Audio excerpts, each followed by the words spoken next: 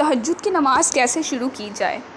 तहज्जुद की नमाज़ कब पढ़ी जाए। तहज्जुद की नमाज़ आप रात के किसी भी हिस्से में पढ़ सकते हैं, पहले हिस्से में भी, दरमियानी हिस्से में भी और आखिरी हिस्से में भी, जबकि अफजल तरीन यही है कि आप रात के आखिरी हिस्से में नींद से बेदार होकर तहज्जुद पढ़ें।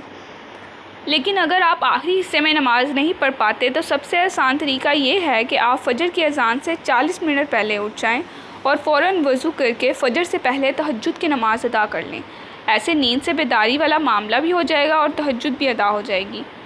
तहज्जुद की नमाज़ कैसे पढ़ी जाए। तहज्जुद की नमाज़ पढ़ने का कोई ख़ास या कोई अलग तरीका नहीं होता। जैसे आप फ़र्ज़ नमाज़ें पढ़ते हैं तहज्जुद भी बिल्कुल वैसे ही पढ़ी जाती है। बस आपको दिल में तहज्जुद की नीयत करनी होती है और नमाज़ शुरू कर देनी होती है। ना आपने इसमें कोई चीज़ एक्स्ट्रा ऐड करनी होती है और ना ही कोई चीज़ निकालनी होती है। तहज्जुद की नमाज़ की कितनी रखते हैं।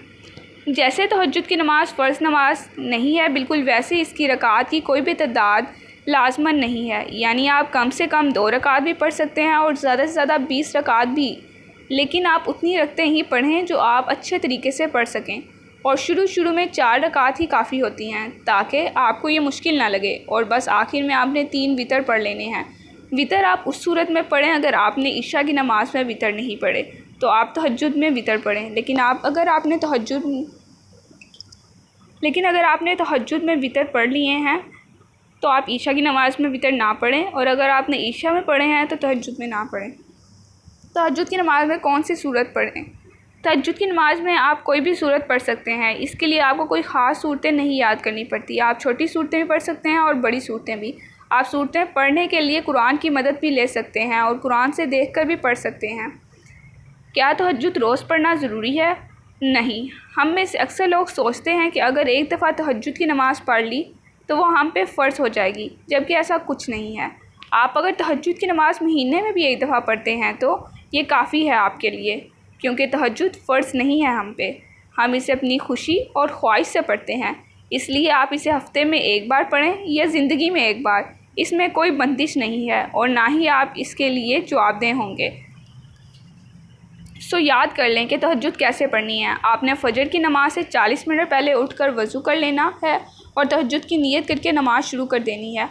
आपने इतनी ही रकात पढ़नी है जितनी आप आसानी से पढ़ सकें और सजदों को लंबा करना है, नमाज का मज़ा लेना है।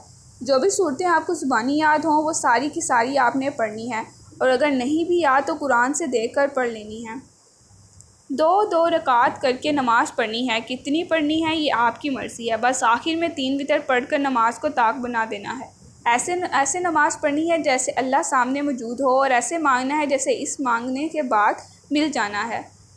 ख़ुद को थकाना बिल्कुल नहीं है। अल्लाह तादाद नहीं नीयतें देखता है। सो बस जहाँ लगे कि आप रुक जाना चाहिए तो वहीं रुक जाना है, और फिर तहज्जुद नमाज के बाद जाए नमाज पर बैठकर ही फ़जर की अज़ान का इंतज़ार करना है, क्योंकि फ़रिश्ते आपके लिए तब तक अल्लाह से दुआ करते हैं जब तक आप नमाज के बाद जाए नमाज पर बैठे रहते हैं।